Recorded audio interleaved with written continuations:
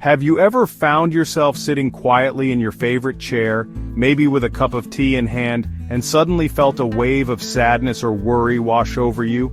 Or perhaps you've noticed that you're not as excited about things as you used to be. Those hobbies you once loved don't spark the same joy. Or the thought of socializing feels more exhausting than enjoyable. If this sounds familiar, you're not alone. Many of us as we age start to wonder, is this just part of getting older? Or is there something more going on? That's what we're going to talk about today, mental health for seniors. It's a topic that doesn't always get the attention it deserves, but it's so important. Whether you're feeling a little down, struggling with loneliness, or just curious about how to take better care of your mental health as you age, this video is for you.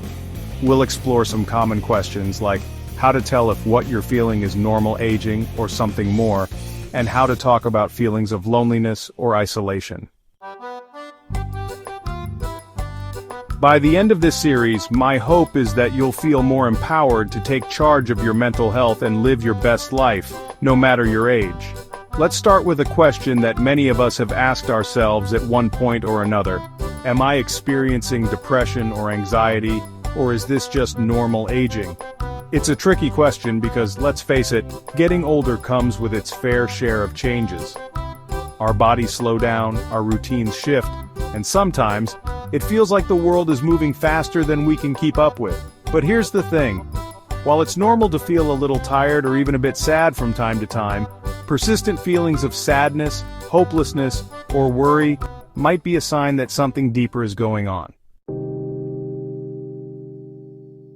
For example, let's talk about depression. It's not uncommon for seniors to experience depression, but it's often overlooked because the symptoms can be mistaken for normal aging. You might feel more fatigued than usual, lose interest in activities you once enjoyed, or even have trouble sleeping. For example, let's talk about depression. It's not uncommon for seniors to experience depression, but it's often overlooked because the symptoms can be mistaken for normal aging. You might feel more fatigued than usual, lose interest in activities you once enjoyed, or even have trouble sleeping. These are all signs that could point to depression, but they're also things that many of us chalk up to just getting older. The key is to pay attention to how long these feelings last. If you've been feeling down for weeks or even months, it might be time to talk to someone about it. Anxiety is another common issue that can sometimes fly under the radar. Maybe you've noticed that you're feeling more worried than usual, or perhaps you're having trouble relaxing. It's easy to brush these feelings off as just being stressed, but if they're interfering with your daily life, it's worth taking a closer look. The good news is that both depression and anxiety are treatable, and there are steps you can take to start feeling better. Now let's talk about something that many seniors struggle with but don't always feel comfortable discussing: loneliness. It's a topic that can be hard to bring up, but it's so important. Feeling lonely or isolated can have a big impact on your mental health, and it's something that deserves attention. Maybe your kids live far away, or perhaps you've lost touch with friends over the years. Whatever the reason, it's okay to admit that you're feeling lonely. And it's okay to ask for help. One of the best ways to combat loneliness is to reach out and connect with others. It might feel intimidating at first, but even small steps can make a big difference. For example, you could start by joining a local club or group that interests you. Whether it's a book club, a gardening group, or even a fitness class, being around others who share your interests can help you feel more connected. If getting out of the house feels like too much, consider reaching out to friends or family members over the phone or through video calls. Sometimes just hearing a familiar voice can make all the difference. Another great way to combat loneliness is to volunteer. Giving back to your community can be incredibly rewarding, and it's a wonderful way to meet new people while making a positive impact. Whether you're helping out at a local food bank, tutoring kids, or even just spending time with animals at a shelter, volunteering can give you a sense of purpose and connection that's hard to beat. Now, I know that talking about these feelings isn't always easy. It can be hard to admit that you're struggling, especially if you've always been the strong, independent type. But here's the thing, asking for help isn't a sign of weakness, it's a sign of strength. It takes courage to acknowledge that you're feeling lonely or down, and even more courage to reach out and talk about it, but trust me, it's worth it. Whether you're talking to a friend, a family member, or a professional, opening up about how you're feeling can be the first step toward feeling better. So, as we wrap up this first part, I want to leave you with this thought. It's okay to not be okay. Aging comes with its challenges, but that doesn't mean you have to face them alone. Whether you're dealing with depression, anxiety, loneliness, or just the everyday ups and downs of life, there are people who care about you and want to help. And in the next part, we'll dive even deeper into some practical steps you can take to improve your mental health and well-being. Until then, take care of yourself and remember you're not alone in this journey. Now that we've started the conversation about mental health and aging, let's keep going. One of the things I've noticed is that, as we get older, it's easy to fall into the trap of thinking, well, this is just how it is now. We might tell ourselves that feeling low, worrying more, or pulling back from social activities is just part of the aging process. But here's the truth. While some changes are natural, they don't have to define your life. You deserve to feel good, emotionally, mentally, and physically, no matter your age. So, let's talk about some practical ways to take care of your mental health and keep those feelings of loneliness, anxiety, or sadness from taking over. Now that we've started the conversation about mental health and aging, let's keep going. One of the things I've noticed is that, as we get older, it's easy to fall into the trap of thinking, well, this is just how it is now. We might tell ourselves that feeling low, worrying more, or pulling back from social activities is just part of the aging process. But here's the truth. While some changes are natural, they don't have to define your life. You deserve to feel good, emotionally, mentally, and physically, no matter your age. So, let's talk about some practical ways to take care of your mental health and keep those feelings of loneliness, anxiety, or sadness from taking over. First, let's revisit the idea of loneliness. It's such a common experience, especially as we age, but it's also one of the most misunderstood. Loneliness isn't just about being physically alone. It's about feeling disconnected, like you're not truly seen or understood by others. And here's the thing, loneliness can actually affect your health. Studies have shown that chronic loneliness can increase the risk of heart disease, weaken your immune system, and even contribute to cognitive decline. That's why it's so important to address it head-on. One way to do that is by building or rebuilding your social connections. I know that's easier said than done, especially if you've been feeling isolated for a while. But start small. Maybe there's an old friend you haven't spoken to in years. Why not give them a call? You might be surprised at how quickly the conversation flows, even after all this time. Or if you're feeling up to it, consider joining a group or class in your community. Many places offer activities specifically for seniors, from art classes to walking groups to technology workshops. These can be great ways to meet new people who are in a similar stage of life. If getting out of the house feels overwhelming, technology can be a wonderful tool to help you stay connected. Video calls, social media, and even online forums can help you feel less alone. I've heard so many heartwarming stories of seniors who've reconnected with old friends or made new ones through platforms like Facebook or Zoom. And if technology feels intimidating, don't worry. There are often local classes or even grandchildren who'd be thrilled to help you get started. Another powerful way to combat loneliness is to focus on giving back. Volunteering, as we touched on earlier, isn't just good for the community, it's good for you too. When you help others, it gives you a sense of purpose and reminds you that you have so much to offer. Plus, it's a great way to meet people who share your values. Whether it's mentoring younger people, helping out at a local charity, or even just being a friendly voice on the phone for someone else who's feeling lonely, these small acts of kindness can make a big difference for them and for you. Now let's shift gears a bit and talk about another important aspect of mental health: managing stress and anxiety. As we age, it's not uncommon to feel more anxious about things like health, finances, or even the future. And while a little bit of worry is normal, too much can take a toll on your mental and physical well-being.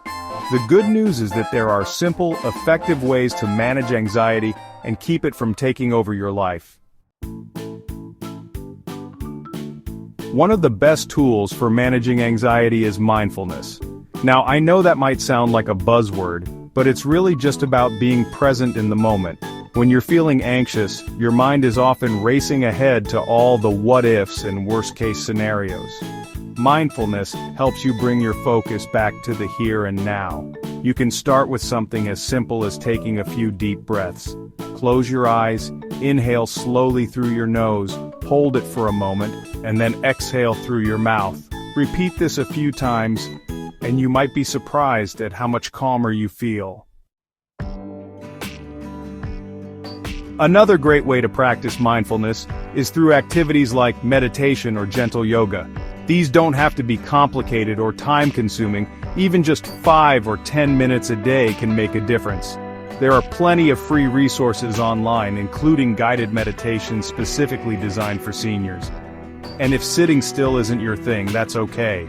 You can practice mindfulness while doing everyday activities like washing the dishes or taking a walk. The key is to focus on the sensations you're experiencing: the warmth of the water, the sound of the birds, the feeling of your feet on the ground. It's a simple but powerful way to quiet your mind and reduce stress. Of course, managing anxiety isn't just about mindfulness. It's also about taking care of your body. Regular exercise, even if it's just a short walk around the block, can do wonders for your mental health. Physical activity releases endorphins, those feel-good chemicals that help boost your mood and reduce stress. Plus, it's a great way to get out of the house and enjoy some fresh air. If you're not sure where to start, talk to your doctor about what kind of exercise might be right for you. And remember, it's not about being perfect or pushing yourself too hard. It's about finding something you enjoy and sticking with it. Finally, let's talk about the importance of routine. As we age, our routines often change. Maybe you've retired, or your kids have moved out, or you've had to adjust to new health challenges. These changes can leave you feeling a bit adrift, like you've lost your sense of purpose. But having a daily routine can help ground you and give you a sense of stability. It doesn't have to be rigid or overly structured. Just a few simple habits can make a big difference. Maybe it's starting your day with a cup of tea and a good book, or taking a walk after lunch, or calling a friend in the evening. These small rituals can help you feel more in control and give you something to look forward to each day. As we move into the next part of this conversation, we'll explore even more ways to take care of your mental health, including the importance of seeking professional help when you need it, and how to build a support system that works for you. But for now, I want to leave you with this thought. Taking care of your mental health isn't selfish. It's essential. You've spent so much of your life caring for others, and now it's time to care for yourself. Whether it's reaching out to a friend, trying a new hobby, or simply taking a few deep breaths, every small step you take matters. As we come to the final part of our conversation about mental health for seniors, I want to take a moment to acknowledge how far we've come. We've talked about recognizing the signs of depression and anxiety, the importance of addressing loneliness, and practical steps like mindfulness, exercise, and building routines to support your mental well-being. As we come to the final part of our conversation about mental health for seniors, I want to take a moment to acknowledge how far we've come. We've talked about recognizing the signs of depression and anxiety, the importance of addressing loneliness, and practical steps like mindfulness, exercise, and building routines to support your mental well-being. But there's still more to explore, especially when it comes to seeking professional help and building a strong support system. These are the pieces that can truly make a difference in your mental health journey, so let's dive in. First, let's talk about seeking professional help. I know this can feel like a big step.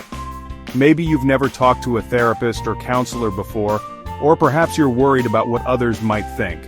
But here's the thing. Reaching out for professional support is one of the bravest and most empowering things you can do for yourself. Think of it this way. If you had a persistent physical ache, you wouldn't hesitate to see a doctor, right? Your mental health is just as important as your physical health, and there's no shame in asking for help. Therapists and counselors are trained to help you navigate your feelings. Whether you're dealing with depression, anxiety, grief, or just the challenges that come with aging. They can provide you with tools and strategies to cope, and sometimes, just having someone to talk to who truly listens can make all the difference. If the idea of seeing a therapist feels overwhelming, start small. Many communities offer counseling services specifically for seniors, and some therapists even offer virtual sessions, so you can talk to someone from the comfort of your own home. The key is to take that first step. It's often the hardest, but it's also the most important. Now let's talk about building a support system. This is something we've touched on throughout this series, but it's worth revisiting because it's so crucial. A support system doesn't have to be huge. It's not about having dozens of friends or family members at your beck and call. It's about having a few people in your life who you can count on, who truly care about you and want to see you thrive. These could be family members, friends, neighbors, or even members of a community group or church. The important thing is that they're people you feel comfortable talking to, people who make you feel seen and heard. If you're not sure where to start, think about the people in your life who've always been there for you. Maybe it's a sibling, an old friend, or even a neighbor who always checks in on you. Reach out to them and let them know how you're feeling. You might be surprised at how willing they are to listen and support you. And if you feel like your support system is a little thin, that's okay too. There are so many ways to build new connections, whether it's through volunteering, joining a club, or even participating in online communities. The key is to be open to new possibilities and to remember that you're never too old to make new friends. Another important part of building a support system is learning how to ask for help. This can be tough, especially if you're used to being the one who helps others. But here's the thing. Asking for help isn't a sign of weakness. It's a sign of strength. It shows that you value yourself enough to reach out when you need support. So the next time you're feeling overwhelmed, don't be afraid to ask for help, whether it's with something practical, like running errands, or something emotional, like needing someone to talk to. You might be surprised at how willing people are to lend a hand. As we wrap up this series, I want to leave you with a few final thoughts. First, remember that your mental health is just as important as your physical health. It's not something to ignore or brush aside. If you're feeling down, anxious, or lonely, it's okay to admit that and to take steps to feel better. Whether it's reaching out to a friend, talking to a therapist, or simply taking a few minutes each day to practice mindfulness, every small step you take matters. Second, remember that you're not alone. So many people are going through similar experiences, and there are people who care about you and want to help. Don't be afraid to lean on them, and don't be afraid to seek out new connections if you need them. You've spent so much of your life caring for others, now it's time to care for yourself. Finally, I want to encourage you to share your thoughts and experiences in the comments below. Let's create a community where we can support and learn from each other. If you found this video helpful, please give it a like and subscribe to the channel for more content like this. And remember, no matter where you are in your journey, it's never too late to take steps toward better mental health. Here's to living your best life at any age. Take care, and I'll see you next time.